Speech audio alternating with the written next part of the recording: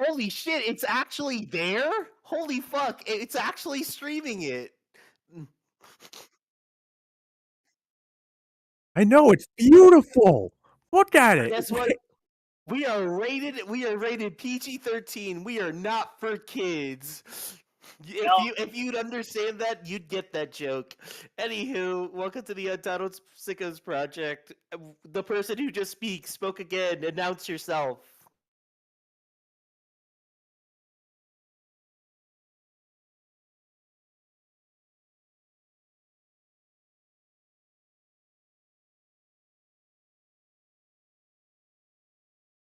Call it Pizza Tower. Alongside me, we have one of our other people. He's in Vegas and he is actually dying right now. Yes, I am having to deal with the radiation of the sun. Of course, you are hearing the words from Nickman, who always has to talk about how hot it is in Vegas and how the sun is a deadly laser. And of course, I am also Bears fan, live from the middle of nowhere, Illinois. Uh, and today we have a very special guest. You know him well. He hates traffic. my name is Aidan. I'm back for a little bit from my sabbatical, and I still hate traffic because traffic makes me swear like Max Verstappen when fighting with Lance Stroll. Yes. And that's our roster for today. You may all be asking, Untitled Sickos, where's all the cool guests you promised? I'm trying. You don't We're know how hard it trying. is to. I'm trying to take a break from Twitter. Okay, Oh my What? god. No, no, no, no. It's crossing bits. Oh no. Ah! No. Oh Stop it! Stop it! No! No! no! No! Why? It's Elvis Fun Fact, everyone. I hate this hell.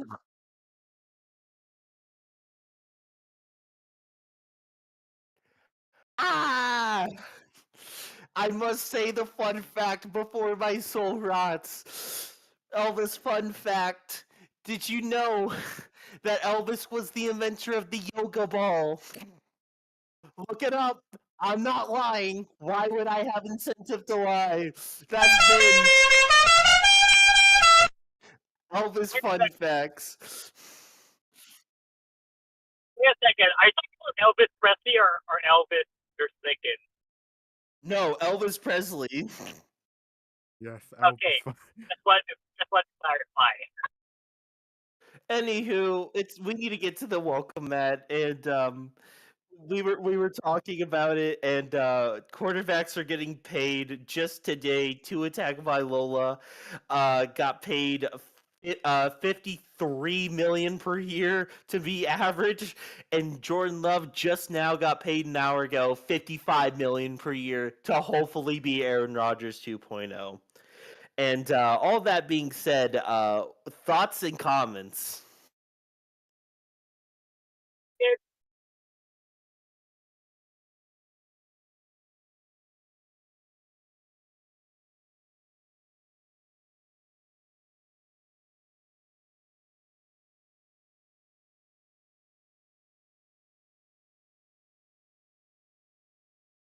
Well, just to make sure, I checked the stream. Yes, we are. They can definitely hear us, so that's lovely to see. You'll love to see it. But regarding these contracts, yeah, welcome to the new norm. NFL quarterbacks make like 50 to 60 million on a regular basis. All you gotta do is show enough decency, and you're bound to make 50 to 60 million. It's the way to win in life. yeah.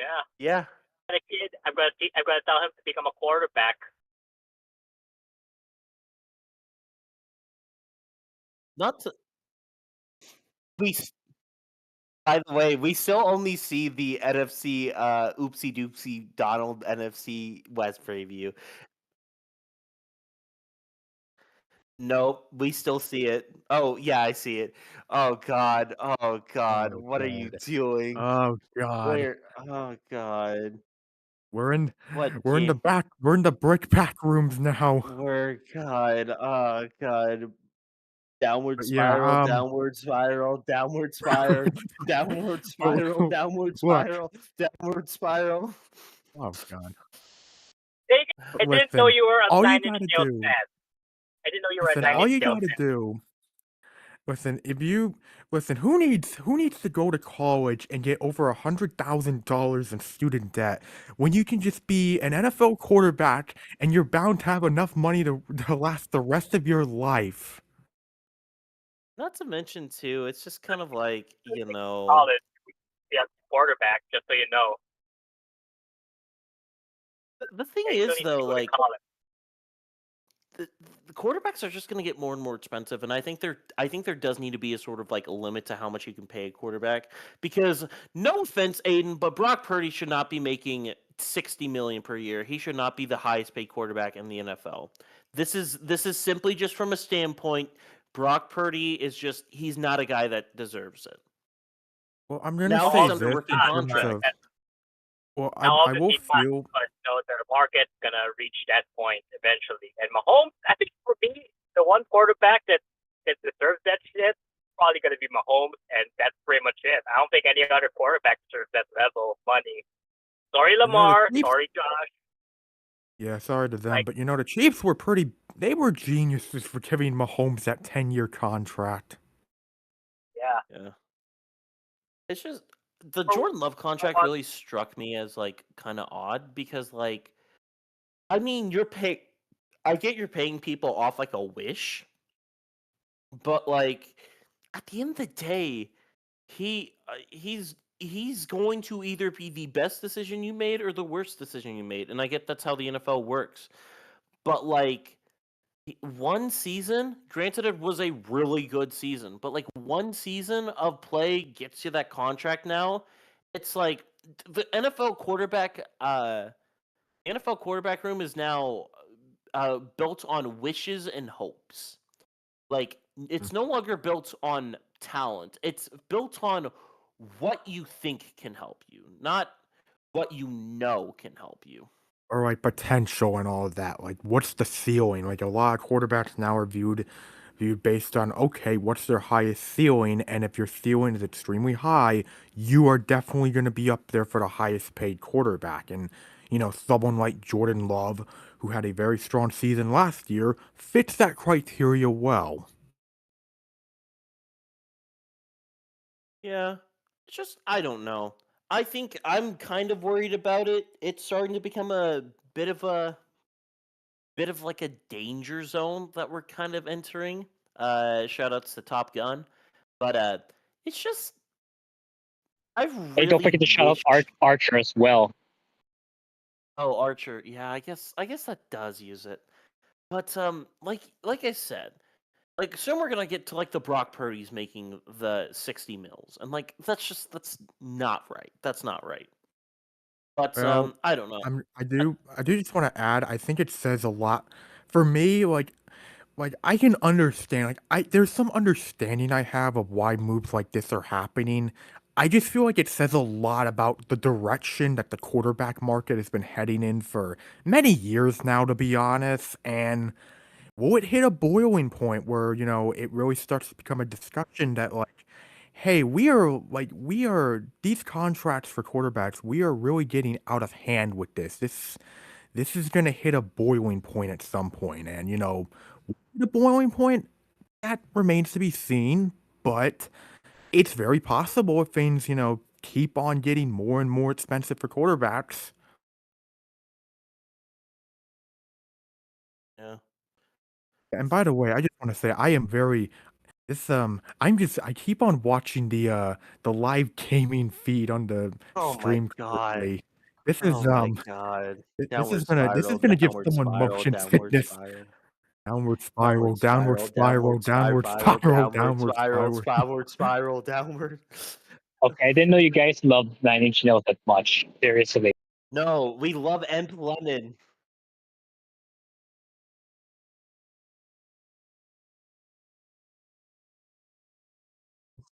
Subway You know what? This Surfers is would have been a God, please funnier no. bit. Subway Surfers would have been a funnier bit, but yeah. That's how kind of we. That's how we. getting back on topic. I do have one sort of like mini welcome mat that I wanted to say. Uh, Deadpool Wolverine, great fucking movie. I gotta watch it, man. I gotta watch it. I've heard great Won't things spoil about it. I won't spoil it, but like it's better. It's better than the first two combined, in my opinion. It's easily my like movie of the year pick, and that's kind of awkward to say because a lot of people are gonna be like, movie of the year. It's a superhero movie. Okay, I'm gonna say this now, and I'm gonna end it off with this. It does everything that I want a superhero movie to be. It's funny. It's like heart wrenching, and like well, Nickman passed away. We are having technical difficulties right now, but we're doing it Oh my live, God, as they say. Nick killed Nickman, you bastard! But yeah, Nickman passed away. Oh, and welcome back. I did my best to stall while you were gone. Yeah, I accidentally hit the wrong window. I accidentally closed the wrong window, so that was lovely. But yeah. Anyways, yeah, as Taegan was saying, that film is based. Yeah. Recommendation: when you go watch that movie, uh, probably with a group of friends, it'll be a hell of a lot funnier. It'll be a hell of a lot funnier. But oh no, it's good to see by yourself. But like, I went with friends and it was a riot. It was so funny. Nick and Aidan haven't watched it, so I won't spoil anything on it. All I will say is this about it. Um,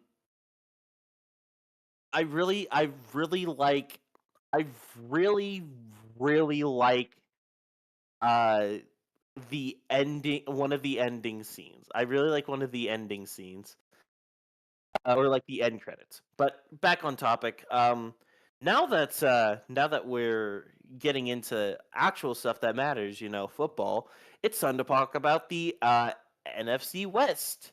And to start off, I feel it's better to start from the worst team and build up to the best team. So starting off with the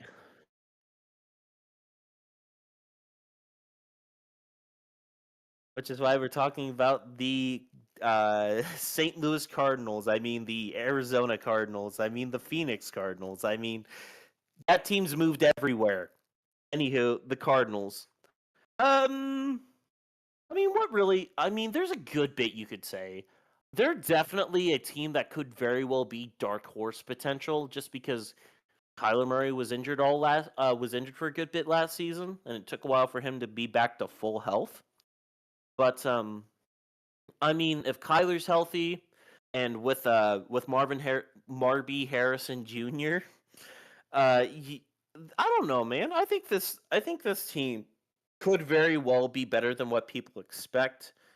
If I had to pick like I said, if I had to pick like a dark horse team, probably the Cardinals for like to be like the sneaky kind of good, not like the Browns of last year, but sort of like, I guess I'd say like, it's really probably the Colts. I predict the Cardinals are going to be like a Colts, where there's not a lot of expectations, but they still kind of overachieve.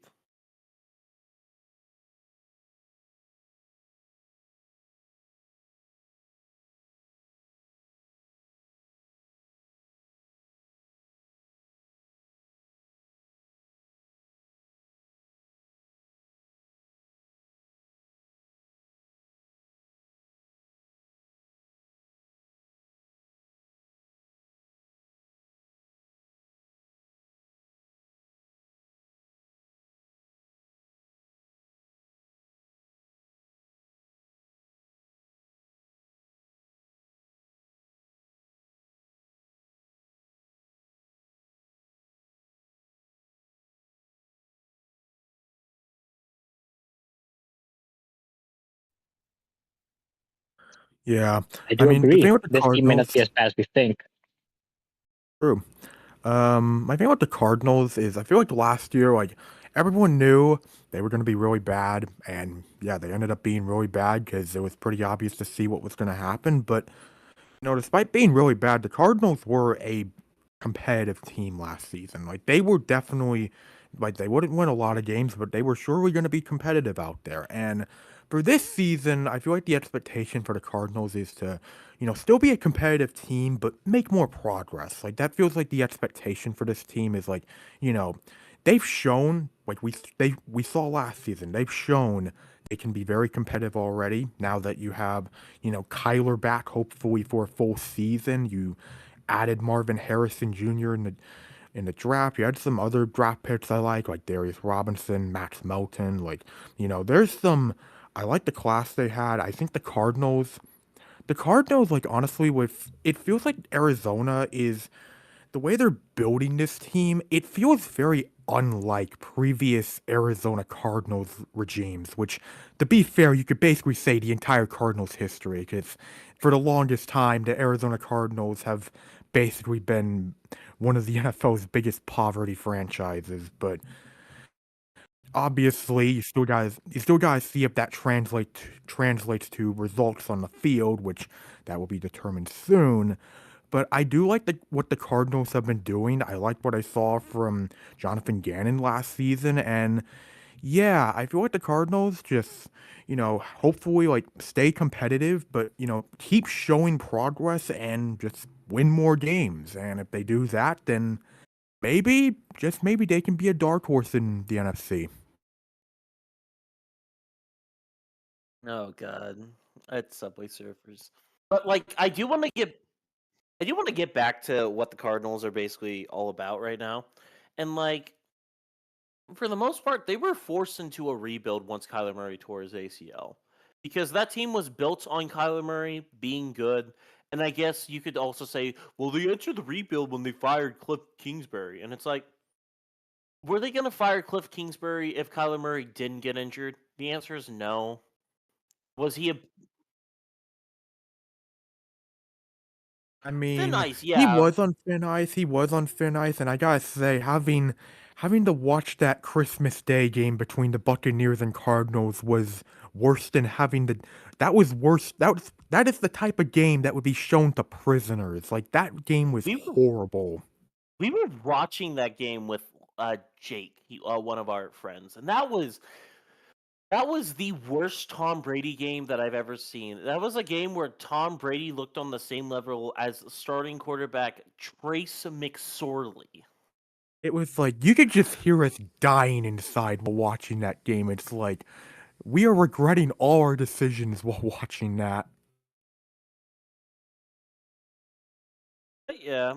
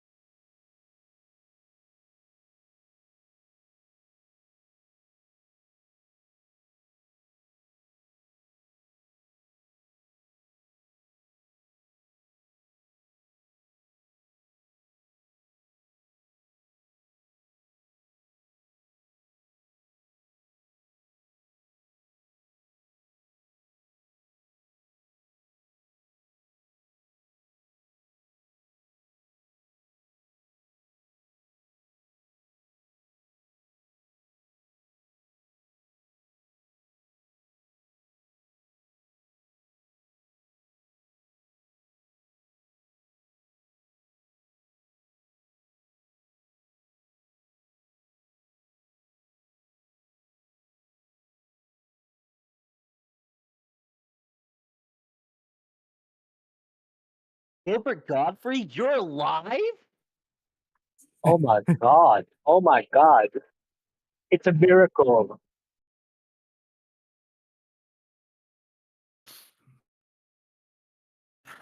But Yeah, I'm so at glad least you you did didn't do that. it for the Cardinals. At least you didn't do it. At least you didn't do it to the Seahawks or anything. But I yeah, just sacrificed on it, the Cardinals.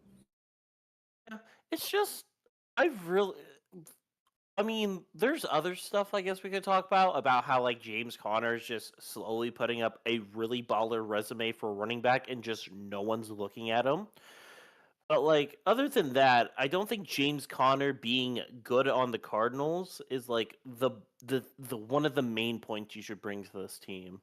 I think if anything, like it said, it comes down to Kyler Murray and what he can do being granted granted you want to know what Kyler Murray's got? He got a very nice sound speaker system for the Bugatti he's driving in Marvin Harrison Jr. It's just the thing is the tires are flat. The engine sometimes stalls. The transmission isn't working. The starter is all wacky. But hey, at least the radio and sound system looks very nice. And who knows? Maybe that car can take you to Vegas. Who knows? Or well, I guess they're playing it in New Orleans this year. Maybe the car can take you to New Orleans, but like highly doubtful. But I'm going to be honest. If they even if they broke down like on the cusp of there, it's like okay, the season was a success. If I had to like give like a floor and ceiling to this team, probably my floor is like 4 wins, and like my ceiling, I could see them squeaking out 8 or 9, barely making it out of the playoff, barely making it into the playoffs.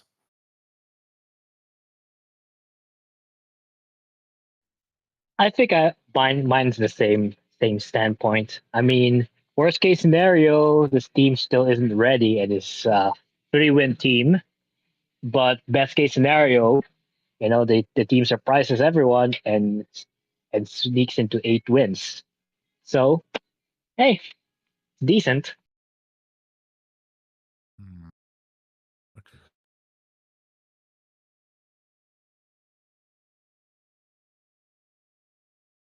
Your floor is marble, your ceiling's drywall.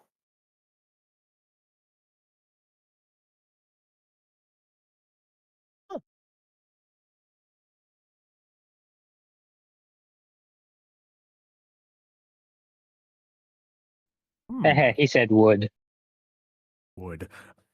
Um, Wood. would.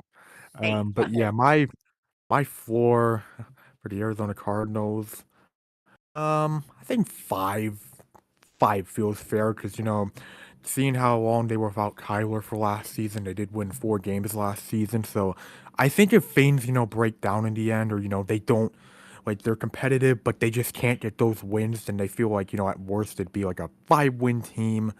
Now ceiling. I'm thinking more like, if the Cardinals reach their ceiling or, they show a lot of like Kyler and, Marvin Harrison Jr. do great together and, a lot of the other pieces on the Cardinals end up having, strong seasons, then I could see like a ceiling of like 9 to 10 wins. Like I feel like ten's a bit, ten's a little stretching it, but we compared them to the Colts of last season, and hey, that Colts team won 9 games last year. I think 9 games would feel very appropriate for the Cardinals. yeah. Well, moving on, we have probably the team that's in an awkward situation, the Seattle Seahawks, which like I'm bipartisan a Seahawks fan because my mom is one. So I'm kind of in like a weird situation when it comes to the Seahawks, where it's like, are you trying to reload or are you trying to rebuild? From the looks of it, they're trying to rebuild, but I don't think they're in a really situation to I don't think they're in a situation to rebuild because they still have Geno Smith under contract, in which Geno's a good quarterback. he's not really much else, but he's a good quarterback. It's just he's probably not going to be a guy that can really take you to that Super Bowl. And he had a great story, his first 2 years where it's like, everyone was like, people were saying that I'm not good enough. Well, I just proved you that I am. And it's just like, I don't know. I really want to like this team. Yeah. Here's my thoughts on this on the Seahawks. Okay, this may or may not sound like a hot take, but do any of you guys think that their playoff berth in 2022 was a bad idea in the long run? Mm, uh,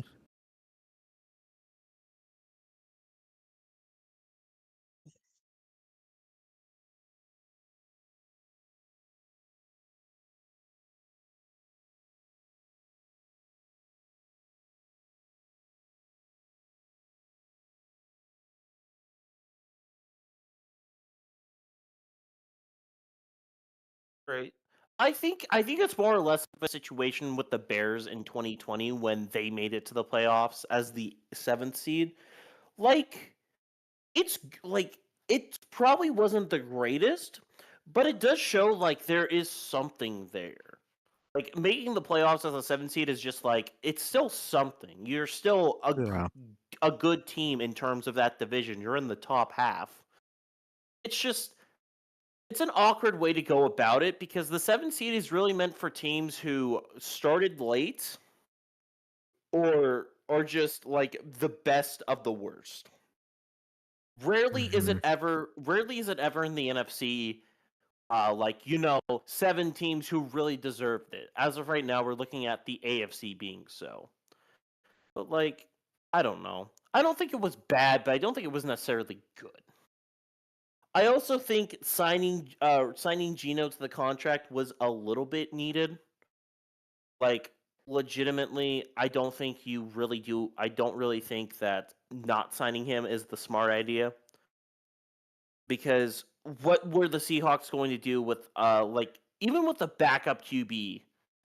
Even with the backup QB on that roster, they can still manage 7 or 8 wins.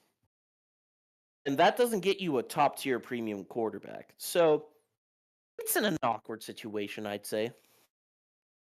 Yeah, like the way I see it with the Seahawks, like this is a team that I think's in a stable situation where it's like, okay, you know what you're getting from the Seahawks, you know they'll be competitive, you know they will definitely grind out wins and all of that, and they'll be in that area where it's like, okay, you know, like the Seahawks will be competitive at the minimum, but they're also in a situation where it feels like, okay, they're stable, but what direction are they going in? Is this just a retool? Is it just a reload?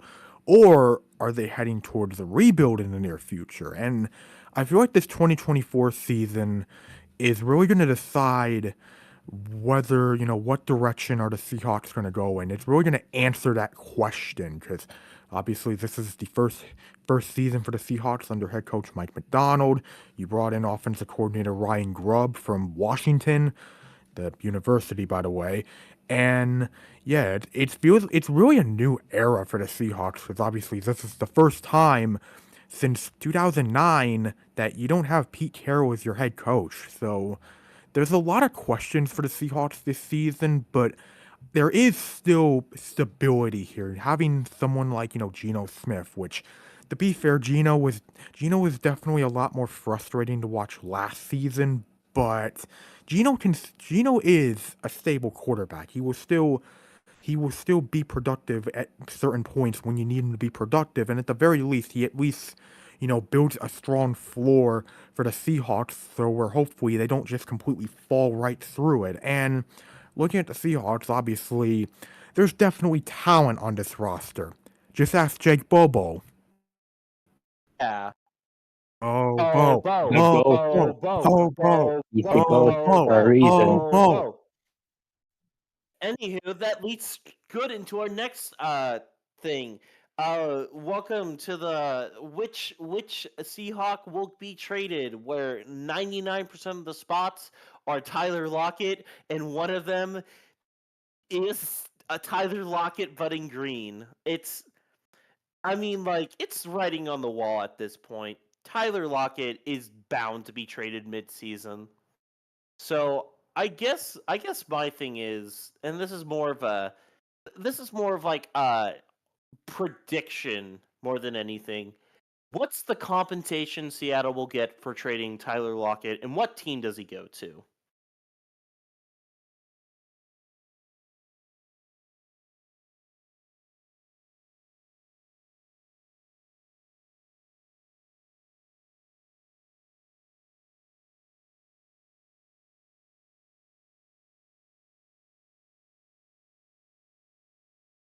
What Yeah. compensation, though?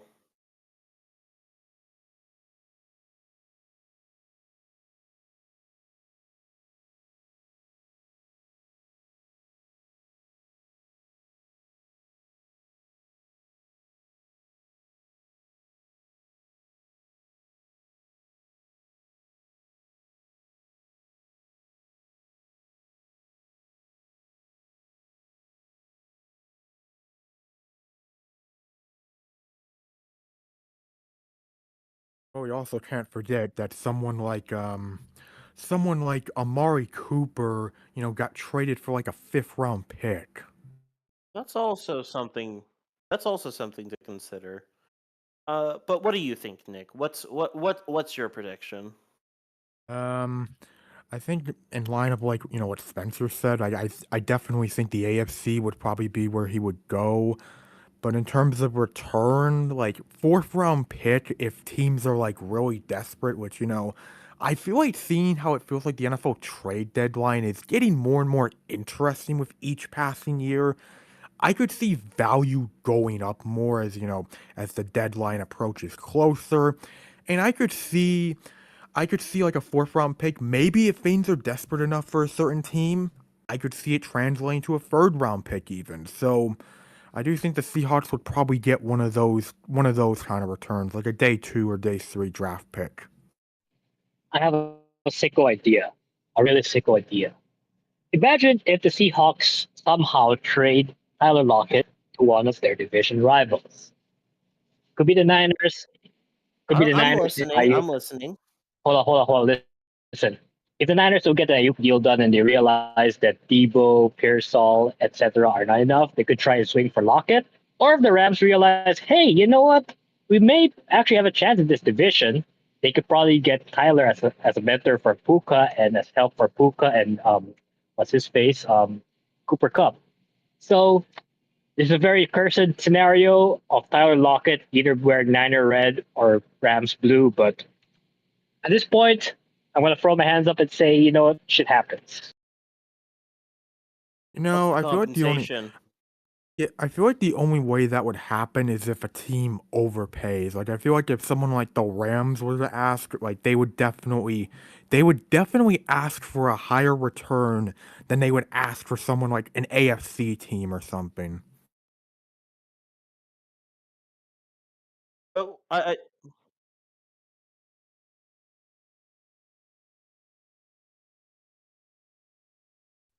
can see the Bills Aiden, doing what's it, the?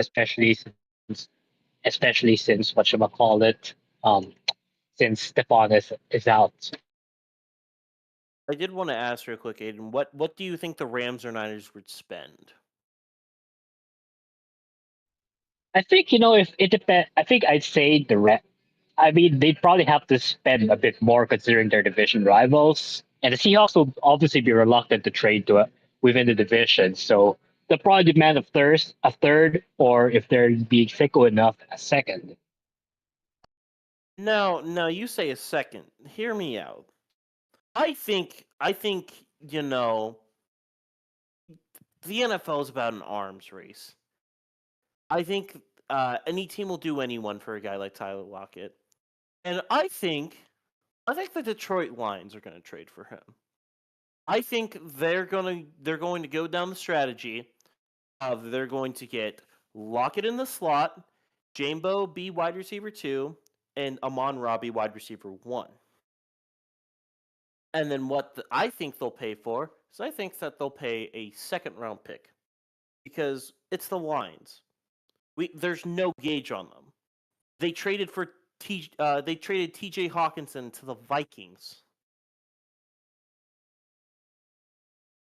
But off the Tyler Lockett size situation, I do want to quickly brief over the defense. Defense should still be really good.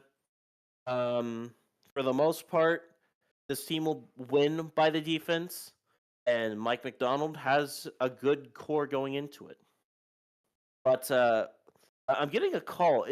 Is that Gilbert Godfrey? Oh no. Nah, my bad. It's Spencer. Anywho, what does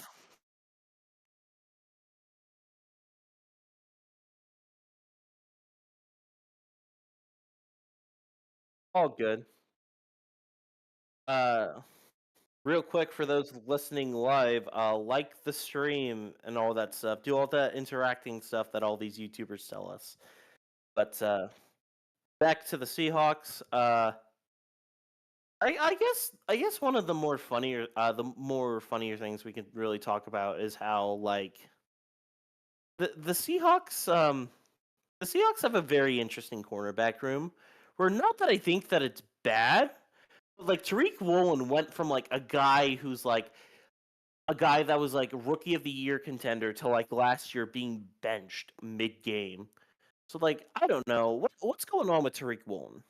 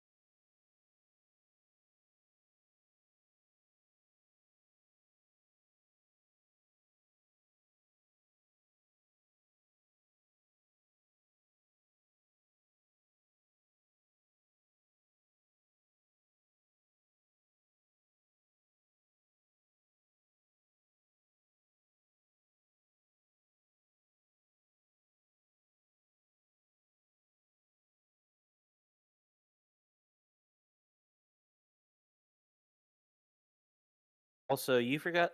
Isn't there also like floors and ceilings that Luke said as well? For the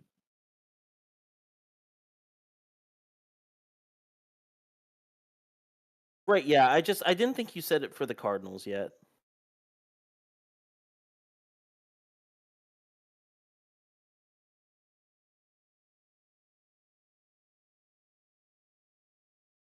All right. But Yeah, by the way, I do want to go back. Go to you, Nick. oh yeah, I was just gonna say, like, yeah, I was considering like, oh yeah, Sam Howell is on this roster. I felt like it was. I'm glad Luke mentioned that because I feel like like I expect Gino will be the starter, come week one. But if Gino has a season similar to last season, where it's like, well, he's still, he's a stable quarterback to have, but he's also not, he's not elevating this team like he did in 2022. Then I could see them giving Sam Howell a shot, especially if he does well in training camp or preseason and all that. It's like, okay, you know what? If things don't go well with Gino, we can give Sam a shot. Right.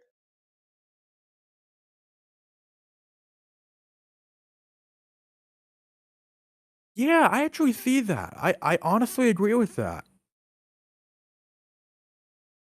I think for the most part, when it comes to Sam Howell, I I think it would be interesting for him to start, but I don't think he's starting while Gino is under contract. Yeah. I think at least this year in terms of that. But who knows? I think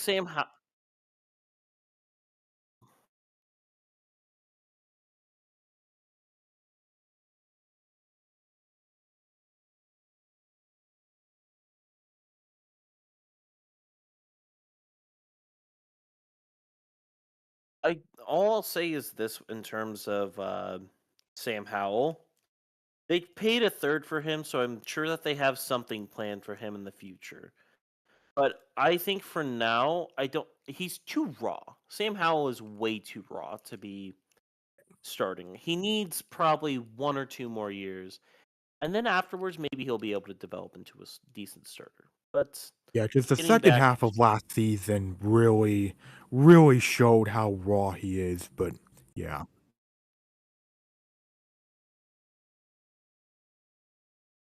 yeah, basically. yeah. But going on floors and ceilings, um, I don't know. This team is boggling. I could see them losing 6. I could see them winning only 6, but I could also see them potentially winning 11. It's such an awkward division to predict because there's a lot of parity in the NFC West. Even when teams are bad, they still beat up good teams. So I don't know. Floor 6, a ceiling 11. I agree with you on that. I'm going the same. Six wins floor, 11 wins ceiling. I think I'm gonna say the same. 4-6, ceiling 11. I mean, they have talent. It's just that they won't be a contender.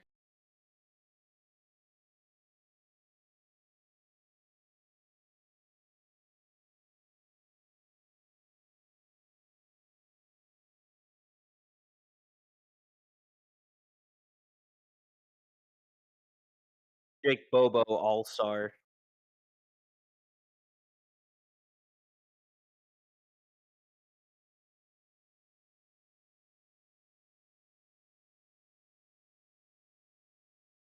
Oh Nah, God, they'll please, get no, one not that this team, year. not that fucking team. No, not that team, not that team. I'd rather have them swept by the Cardinals than the Rams. The Rams should have nothing good in the world.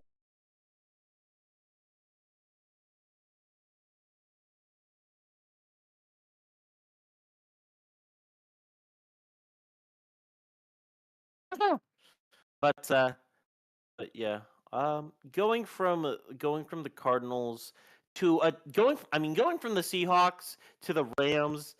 I feel like we're just flipping the same side of paper, but like instead of like playoff aspirations for the Seahawks, it's Super Bowl aspirations for the Rams.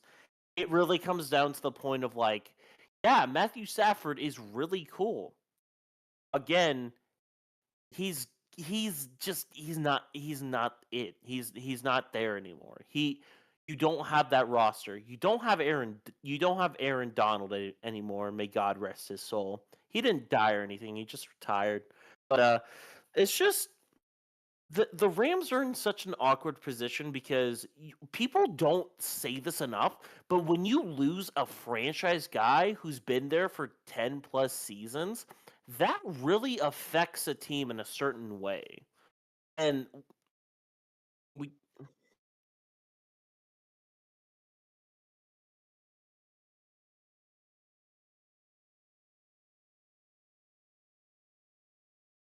hmm, but like yeah, it's just like I don't know. The Rams are a team that's like we're going to be Super Bowl contenders and it's like great to hear that, Grandpa. Let's go back to the retirement home. Puka Nakua can have amazing rookie seasons all he wants. Cooper Kupp can be a triple crown winner all he wants.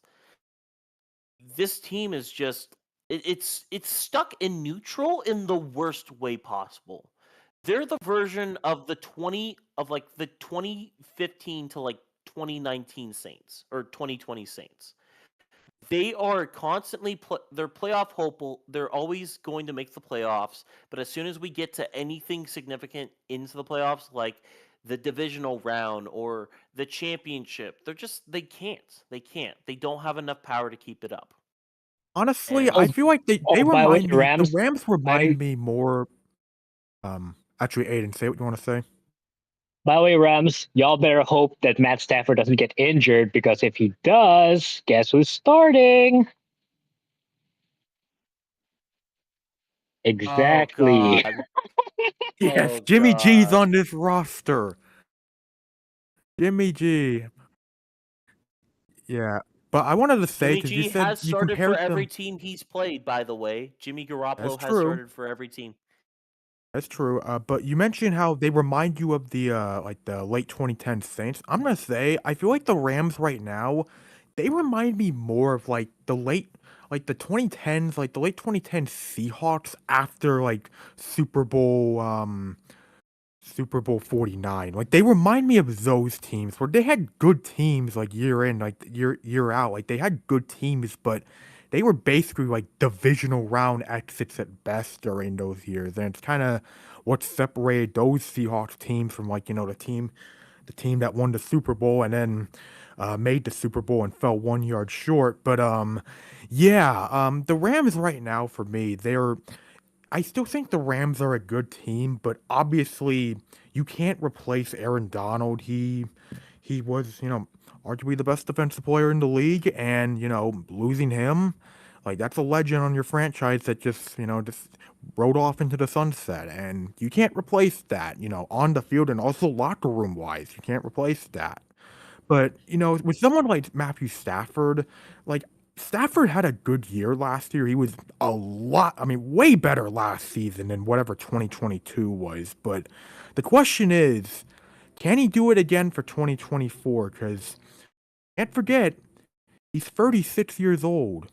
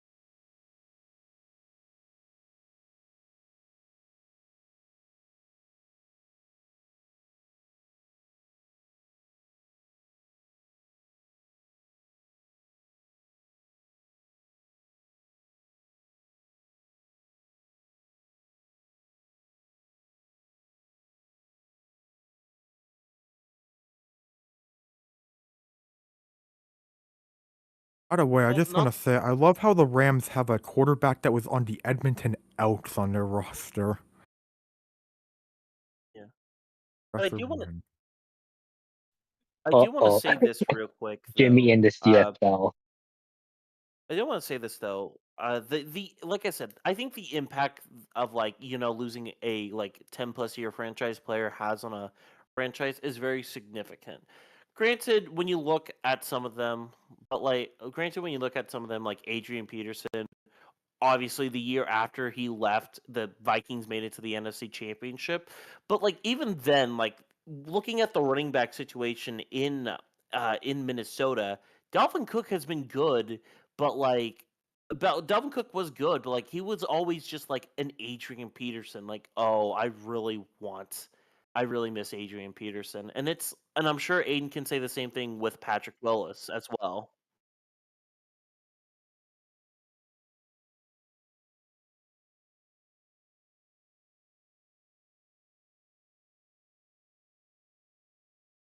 Oh god, I remember that. Oh god, I'm so sorry.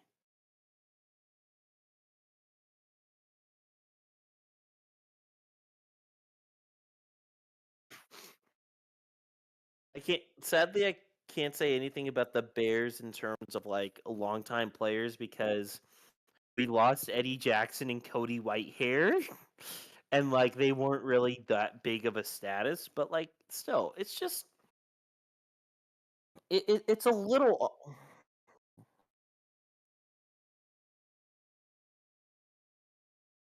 McCown sounds. I wasn't around for McCown Town, but McCown Town must have been amazing. But like I said, I wanted to just bring this up to be like the defense is going to look a whole lot different. I think they could go for like the Rams had a good defense last year, but I think they have the potential to have a complete abysmal defense next year. I And that's mean, just because I mean, who's really on their defense that's like worth a damn right now? The decaying corpse of Tre'Davious White.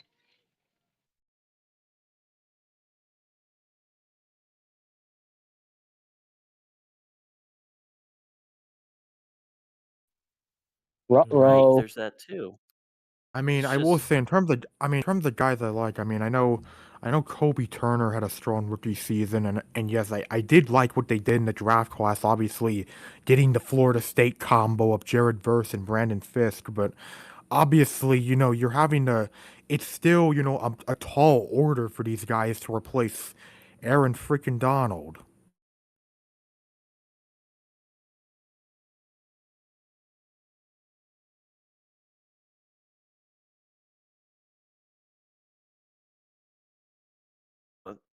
other than that, the Rams they're a tricky bunch.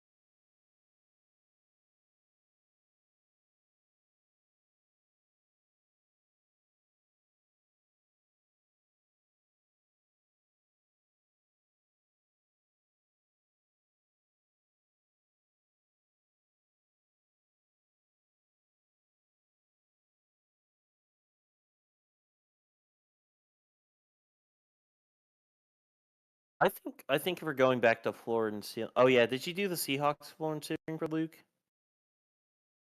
Oh, gotcha. My bad. I just my brain's all acting up. Uh, but like if we're going, yeah.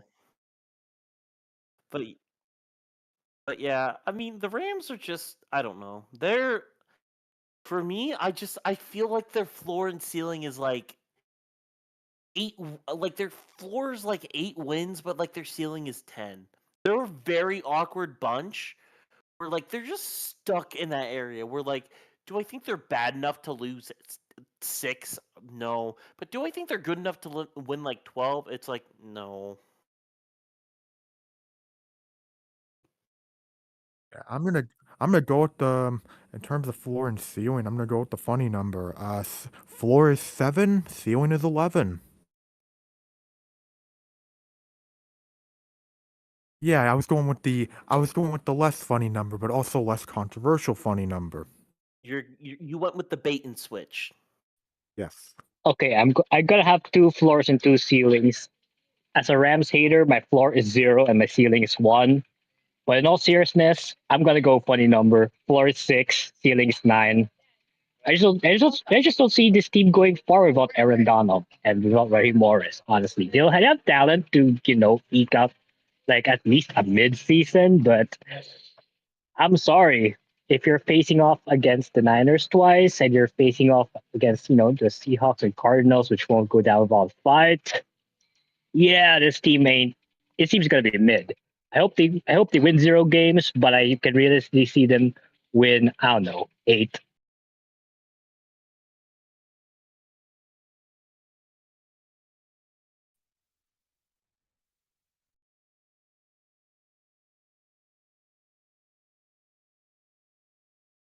Oh God, what is it now? Yes. On an original PlayStation console, we need to say that real quick.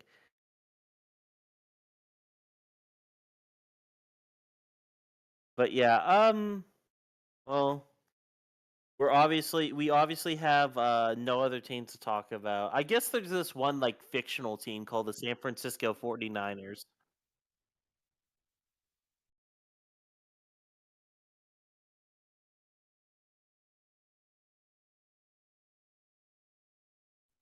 Alrighty. So let me talk about my team. Let me talk about like how this team could go down.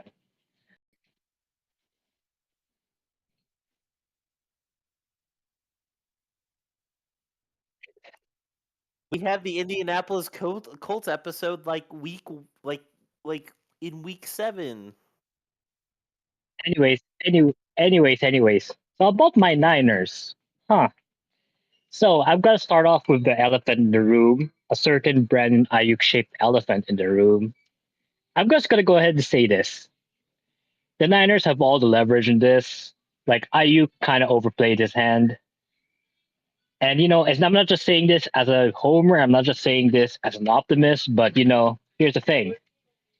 If the Niners decide to trade Ayuk, which they said they wouldn't, they're probably gonna get a lot in return. I mean, like, if given Ayuk season, the Niners are probably going to demand at least a first rounder or another wide receiver. So Niners have that power. Okay, maybe not that much, but either way, the Niners are going to demand quite a bit. If they keep it, well, either way, that's why the Niners probably aren't trading because they know they aren't going to get as big of a return. And the Niners are probably going to be focused more on guaranteeing Trent money and getting Purdy that contract. So Ayuk's either going to have to settle for a lesser amount or, play the franchise tag, both of which are, not ideal for him. I'd say this right now, Ayuk, you kind of overplayed your hand. You're going to end up losing in the end. I think for me right now, I'm less worried about Ayuk and I'm more concerned about what we're going to do when Purdy finally gets his payday. That for me, I know it's one season away from now, but I think that for me is a bigger issue than the Ayuk issue. And I may be the one of the biggest optimists in the planet, but I'm gonna be honest. I kind of worry for this team when we finally have to pay Brock. We're gonna have to do a bit of a retool and do some drafting. We're gonna have to say goodbye to some key players. I'd say, I hate to say it, but we might be seeing Kittle leave soon, and we might be seeing either one of Warner or Greenlaw. Probably most likely Greenlaw on his way out. We're gonna have to like Green? reshuffle we're gonna have to reshuffle our secondary, and more importantly, we're gonna have to figure out how we're gonna replace Trent Williams in the long term. But I can say this with confidence. John Lynch and Kyle Shanahan, I've trusted what they've done. We haven't won a Super Bowl, but we've always remained in the conversation. So you know what? I trust that they're going to do the right thing. But regardless, that's still I don't have to worry about that until the future. I just want to get it out of the way because we're going to have questions about all that. With that being Oh no, said, that's completely fair. I think to kind of summarize my thoughts, I think Ayuk is I think Ayuk's probably going to get traded if you are going to end up paying Purdy in the long run. Personally, if I was the Niners, it doesn't really matter who you throw behind there. They'll still be a Super Bowl contender with this roster. And if they want to keep everyone on this roster for a long time, they would probably switch off Purdy. That's just my opinion, though. All in all, though, I don't know. I think Ayuk will probably get traded to like. My heart says the Patriots because of Drake May, or Washington because of Jaden Daniels. Oh, yeah, yeah. but Well, I'm not anyways, quite sure. anyways, I'm going to go back to the tea that we currently have right now. I'm going to say this right now. I thought about it, and this is the year. This is the 1 year where they have to make a big run before making some tough decisions. Now, I believe in John and I believe in Cal, and I believe this team will still be competitive for at least 5 to 10 years. But this team's going to look very different. If this core wants to win something, they got to win it now because we're going to see the older guys leave. Kittle's going to leave most likely. Trent, we're going to have to replace him eventually.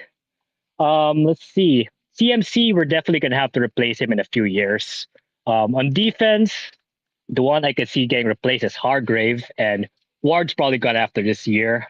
So there's going to be a bit of turnover. We're still going to be good, but it's going to be a completely different team.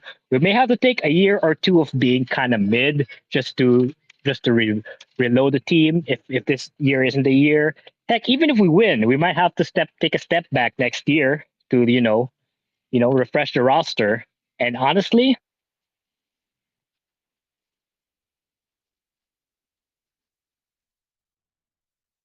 okay, now here's the thing.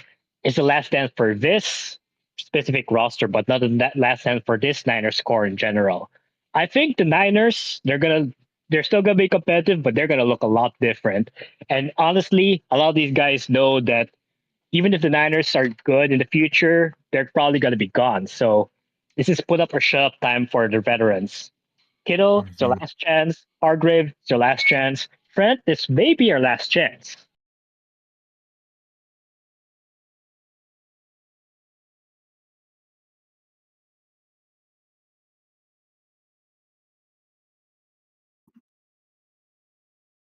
I mean, Oh the thing no, is with Kyle Kyle. Shanahan, if I may, I think Kyle Shanahan's sort of like Andy Reid in the sense of his time's coming. It's just his time's not right now. Maybe it does take for him to get to a new team to do it, but I think it's like an Andy Reid situation where maybe it's just maybe he just isn't in the right place right now. Mm, And like a lot I of coaches are like that. Yeah, that Yeah, could be I mean, the possible. thing is, like, because I see the comparisons, and I agree with the comparisons between Shanahan and Reed, because, they bring out the most in teams, and Reed got close on many occasions before finally getting the big one, and obviously then the Chiefs becoming a dynasty under him. And, we all know how close Shanahan has gotten on multiple occasions, and I do feel like the Niners, like, if there's any time for them to do it once again, it's this year, and if you want to break narratives, well, you have made it to the Super Bowl many times. You have that experience. You have the playoff experience. You know what your job is. You just got to go out there and go do it. Like I said, for a lot of these vets, I think for guys like Purdy, maybe Debo, who else? Bosa, they're probably going to be here for quite a bit because they're younger and they're still like, the relative beginning of their careers. So, those Mhm. guys may still have a chance, but it's the veterans that have to put up or shut up. I think for me, Yeah. if Kittle wants a Super Bowl, he gotta win it now. TMC wants a Super Bowl, gotta win it now. Trent, Mhm. you gotta win it now. Otherwise, this is pretty much your last chance. Um. Anyways, what? Well, going on to the roster. I think for me, I think this is a popular opinion. I think getting rid of Eric was a good idea. Instead of I mean, paying a lot, paying huge money to Eric Armstead to get injured, and of course he's injured again in Jacksonville. Eric Armstead. yeah. Hate to What? break it to you, buddy. Time to start deleting old tweet. Time to start deleting old stuff. Minor spelling mistake. Eric Armstead. Yeah. Well, But he. this was my reaction when I found out Paul Gasol's name wasn't Paul. It's just Paul. All right. Anyways, Mr. Felix. Yeah.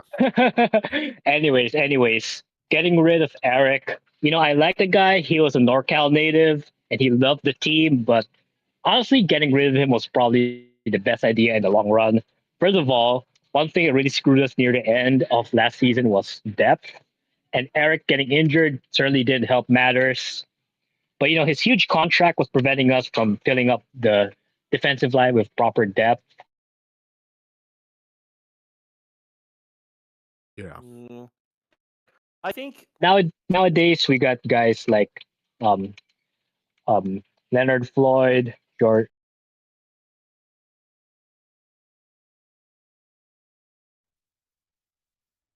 Jordan Elliott, Malik Collins, Yetur Matos.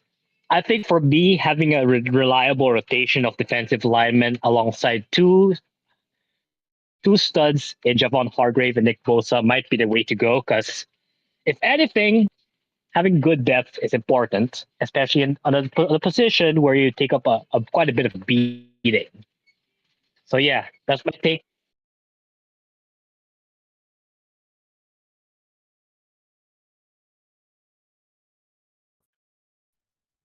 Yetur Gross Matos.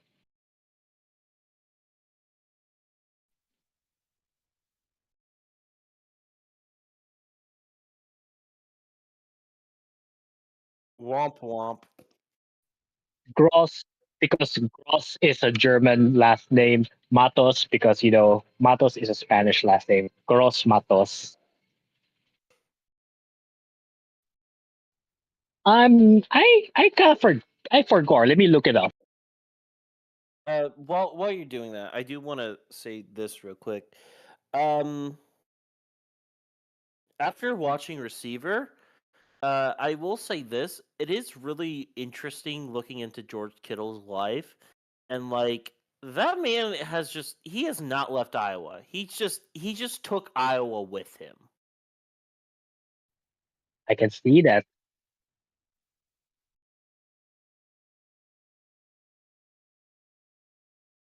Oh no, true. I also Yeah, saw. and I'm I know that Aiden said, oh yeah, we might have to get rid of Kittle. If Kittle becomes a Chicago Bear, man, which I don't think he will, but good lord, if he ever decides to become a Chicago Bear, he will be in Chicago till he's in his 50s as a Bears. Oh no, yeah. Chicago will not let him leave. The Bears faithful will not let them leave. If there was like a universal like favorite non-Bears player, Kittle's number one. Yeah, I can confirm that. Yeah, 100%.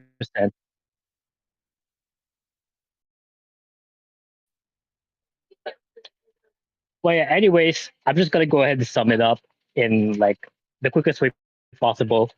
Our division is relatively weak. We have a lot of talent. This year has to be the year where they get their figures out of their asses and get shit done. Because if it does not, things are gonna change. We're gonna see a bunch of turnover. Younger guys and key leaders like maybe Purdy, Warner, they're gonna stay, but we're gonna see a lot of changes, especially in the secondary and the receiving core. But I am optimistic about this team. I know we got a great roster. I know we got a great culture. So you know what? I believe in this team, y'all. Plus, this mean, division fucking sucks. Plus, this I division will say fucking sucks. Let's not kid ourselves. I want to say this though. The Niners season doesn't start until the playoffs. Let's be real. The Oh Niners yeah. don't really have to do anything this season. They're like one of two teams that are not two, but like one of like four teams that are just like, oh yeah, you have a bunch of like preseason games to get through. Except you have to kind of win them, so that way you make the Exactly. playoffs. But like at the end of the day, the Niners' real season starts in the playoffs, which Yeah. like I gotta agree. Yeah. This is how I felt when I was. This is how I felt when the Warriors were in a dynasty. The regular season was just meh. Let's get through it, get the playoff spot, Yeah, it's just and it's then just let's go. scrimmage. It's scrimmage game basically. It's just, get your reps. yeah. I can't. Okay, let me hear Gilbert Godfrey see what he says. Mm,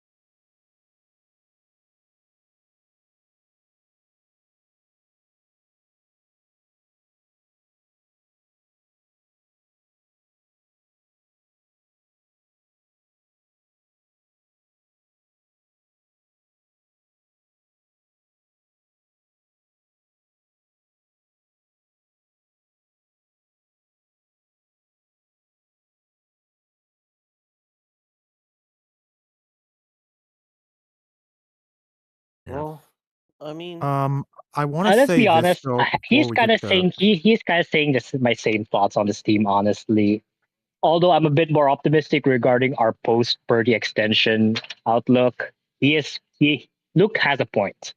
I'm gonna say this right now. I know there is a sense of urgency. I know this team better get their fingers out of their asses and do something. Because let's be honest, Oh God! I will say that. Please tell me no. Please tell me don't tell me that. Okay. Anyways. Let me do one last thing. Niners, you better decide if you want to be the Warriors or the Sharks. That's all I'm gonna say.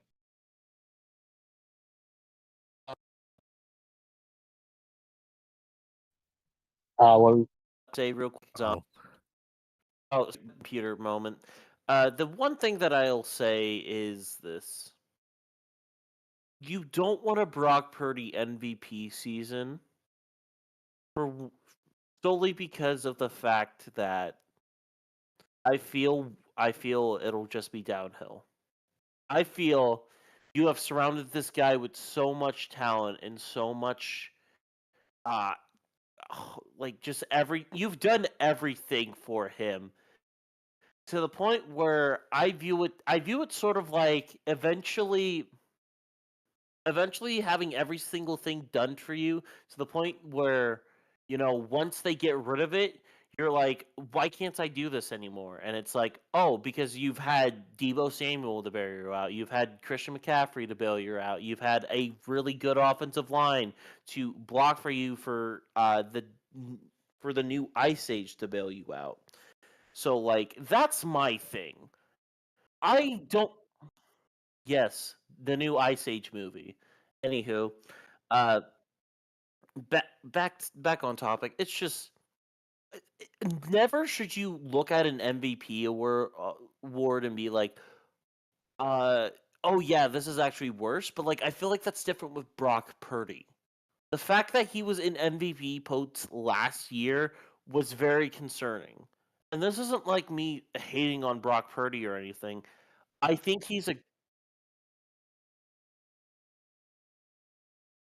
I love it when they're on the Bears, but it's just it's hard, man. It's hard to really get a grasp on that man because we haven't seen what he can do without him being without having his hand held. And if you're not going to be able to keep that entire core, then there's no reason to really keep Purdy because he's not really had a rookie season. He's basically he's basically given the equivalent of playing on rookie mode on Madden. And I feel like as soon as you get rid of Trent Williams, you get rid of Brandon Ayuk, you lose a couple of key pieces on the defense, it's gonna go from like rookie difficulty to All Star. And the thing is, I think this is probably their like last like absurdly good chance. You have everyone coming back, no one's left. So like this is it.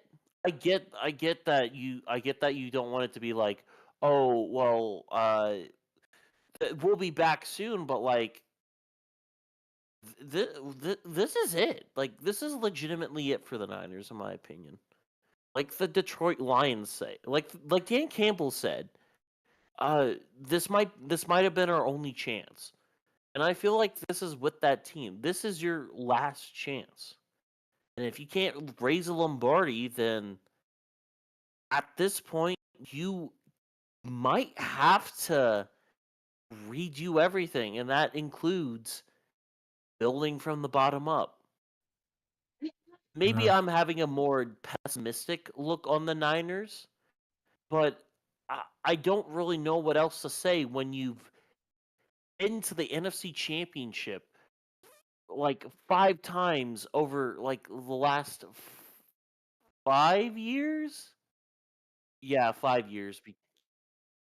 4 times. I thought it was 5 times in the last 5 because.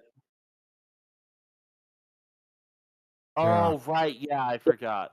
But yeah. still, you've gotten fourth. You got a first, second, third, and fourth. You can't have. There's only 5 fingers on one hand. They have a saying. There's only 5 fingers on one hand. You're on your last finger. Well, Yeah. All yeah. I can Well, say, not even. gonna, I'm just gonna say this. I'm just gonna say this right now. I trust in what this front office is gonna do. If they have to blow it up, fuck it. They have to. I know this front office was able to turn a shit team into a contender. So you know what? If there's anything that I can trust this front office to do, I trust them to do the right thing. I think if Purdy proves to have like some flaws, they might just restrict him on the. They might just put him on a franchise tag for now, or look at other options. That's what I think. I mean, Right now, to be all I can say, all I can say is, I trust the front office to do the right thing. I agree to that because this team has had like they've been to 3 Super Bowls within like the last 15 years. They're doing something like clearly. Uh I'm meaning in the last 15 years. I remember 20 was it 2013 It was 2012 2012. I mean, it happened in 2013, but it was the 2012 season. Yeah, that's what I was going to say. But yeah, it's just you got 5 fingers on one hand. You're down to your thumb. You're down to the last thing that can help you. And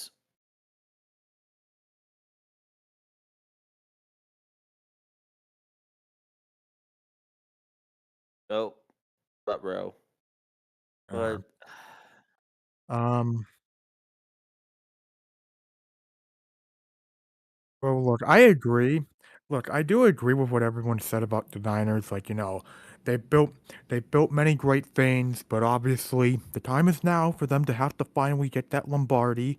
And look, nobody knows how many more chances you get. You never know how many more chances you're gonna get, after a season. And for the Niners, they've had plenty of chances, but haven't been able to fully take advantage and clinch the Lombardi. And is this their last chance? I don't think it's their last chance, but I do think this is their best shot.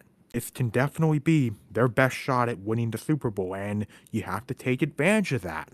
But I want to note this because I think there are three things that are going to make or break this Niners team. Number one, health. I think that's very obvious. They've been a lot better at staying healthy in recent years. I think they absolutely deserve credit for that. It's just always worth noting health will always be the most important thing for this team. But the second thing that I think will make or break this Niners team is their O line because, Trent Williams is still Trent Williams, but I definitely felt like last season there were a lot more times where it felt like the 49ers O line was breaking down when facing pressure, especially for me in the Super Bowl, like especially from what I saw, like I felt like that O line really didn't do a great job of stopping the Chiefs in the Super Bowl. And granted, the Chiefs defense played like God mode in the playoffs last year, and I understand that. But like I feel like if the Niners want to, shut up all the critics, they want to finally get over the hump. I feel like the O line is going to be a huge question in that. And obviously, I know in the draft they got Dominic Puny from Kansas, which I thought was a great pick by the Niners. But obviously, Trent Williams is still Trent Williams, but obviously we know he doesn't have many years left in him, even though he is still extremely talented. So I think the O line is obviously going to be something that makes or breaks this 49ers team and their ambitions of winning the Super Bowl. But I also think another thing to consider is they have a new defensive coordinator this season, Nick Sorensen. And it's worth noting that I think the reason this happened is last season under Steve Wilkes, like the 49ers defense last year was still very good. It was still a very, good defense, but it felt like something was missing. Like you could tell this definitely wasn't as strong as like the defenses under D'Amico or Salah. Like there was something clearly missing between Wilkes and the players. So this offseason, they hired within and gave Nick Sorensen the job, and I think that's going to be really interesting to see how this defense transpires under him because he's very familiar with these players. The players feel very familiar to the system that Nick's been familiar with, and I just think that it's going to be if the 49ers defense can play more like what we saw under D'Amico Ryans and Robert Saleh, then obviously the Niners Super Bowl hopes will only increase.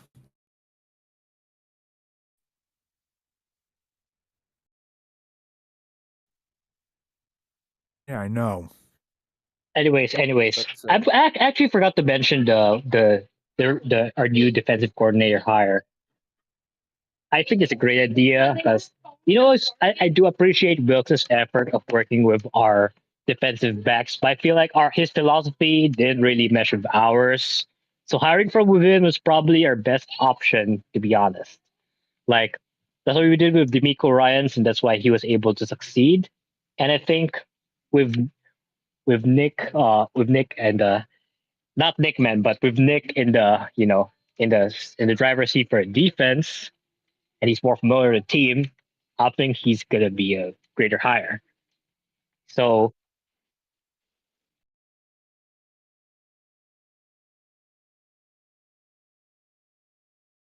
do Sure. it, do it, do it. yeah. Anyways, But I moving think I on think to floors and I think for me, I think of your guys's of your guys's like analyses, I think Luke and Nick probably hit the head of the nail the most. Taegan, I appreciate that, yeah, the Niners are in put up or shut up mode right now, but I still think that, this ain't the last shot. Probably for this score, but not for the team itself, not for the regime.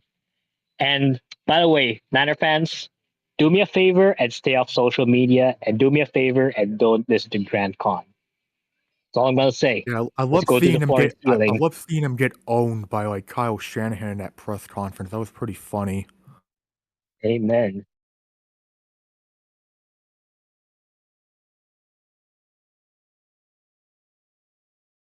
no, you're fine, Spencer. You didn't do anything wrong. But moving, go ahead. Yeah, Yeah. I felt like we were trying to crouch there.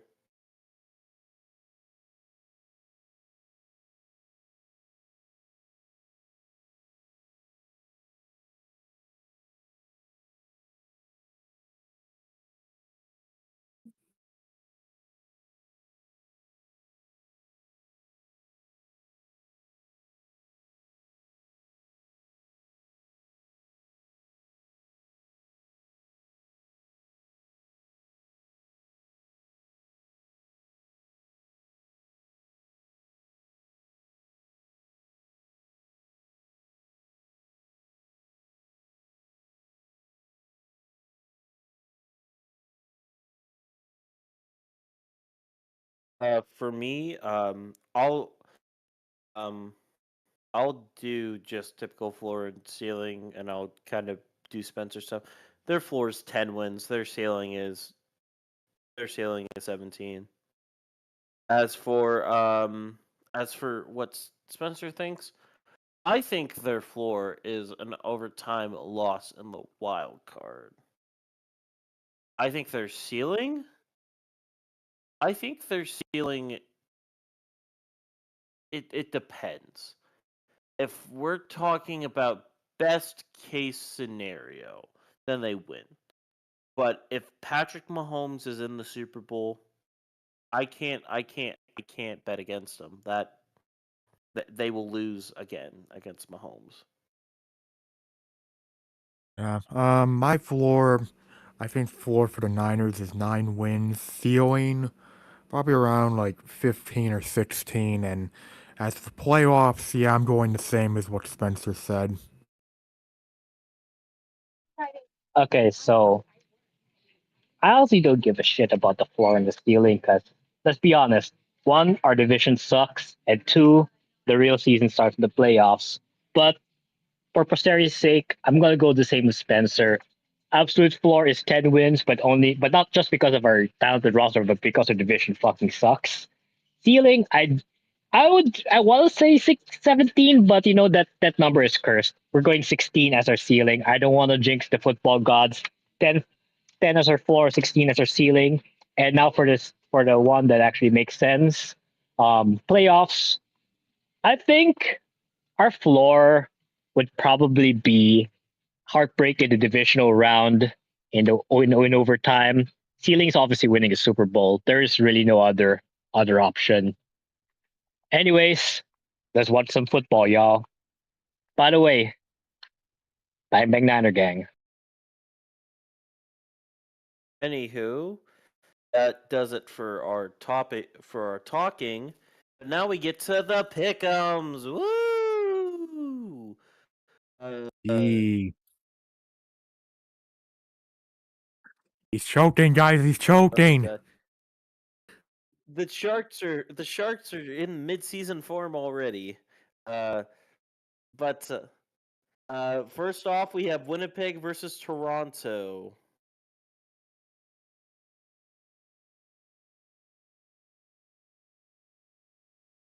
Um, hmm. Yeah, screw it. I'll go Toronto. I went Toronto too. Aidan, Was again Toronto and who? Winnipeg. I mean, do you really want to pick the OV Ho man? I'm gonna go with Lucifeg.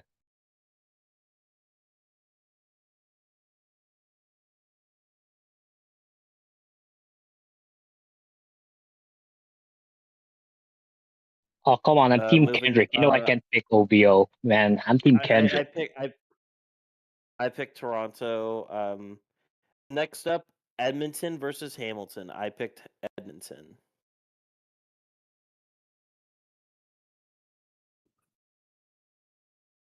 Yeah, I am not. You know what? I am not picking Edmonton until I see them win. I am not, especially at home. I know they've won at home. I know they won a home game last season, but at the same time, this is the outs we are talking about. They know how to screw up everything. So you know what? I'm going Tiger Cats. They won their first game of the season last week. So yeah, keep that momentum going.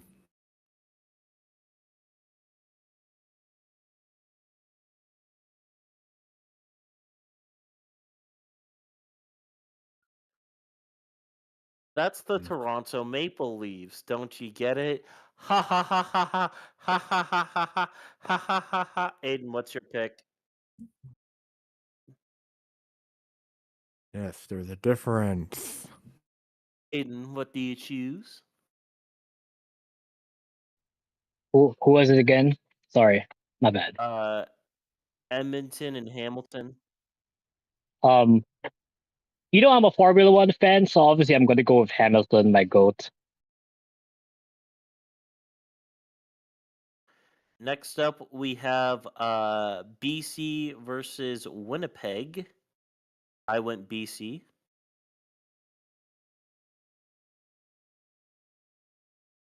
Um, yeah, I'll go BC.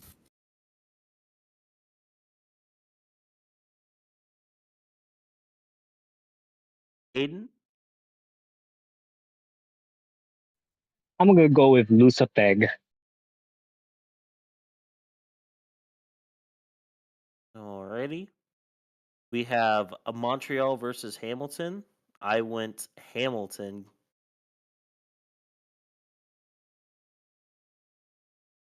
I'll go to French Canadian motherfuckers. I'm going Montreal.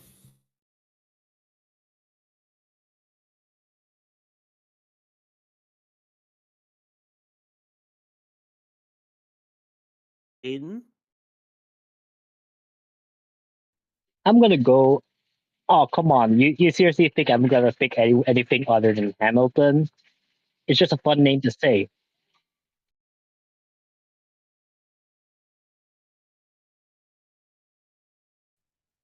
Oh no, Nah. fuck no, not him, not him. And last but not least, we have the first quote unquote quote NFL game of the season unquote. The Houston Texans versus the Chicago Bears. You know, I'm a Bears fan. If I don't pick them Bears, I'm not alive anymore. Give me them Bears. How about them Bears? You know what? For your guys' sake, I'm gonna pick the Bears too.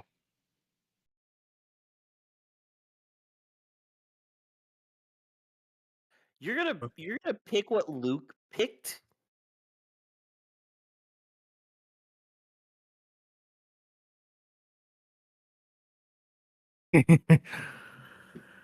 Now listen, I know Caleb's probably, I don't know how they're gonna do this. Maybe they just have him play a little bit and then pull him out of the game.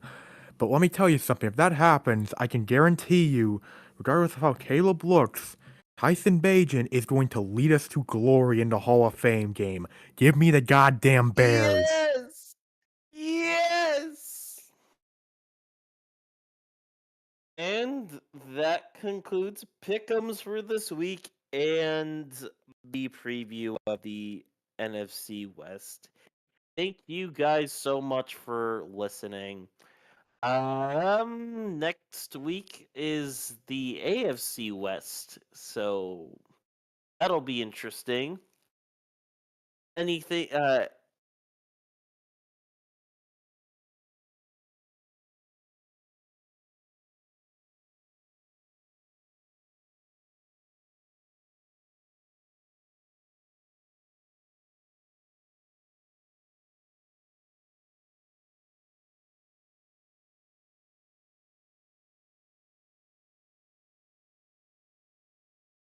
but yes. Thank you guys so much again for listening. We really appreciate all the support that you guys give us. And Luke, if we recall correctly, he should be back next week, but then he's off for I think another 2 weeks. IDK.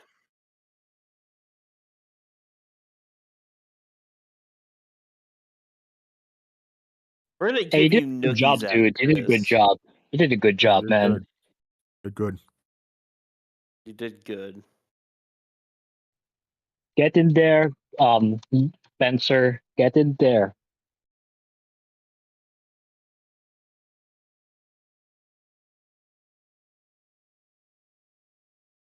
Uh,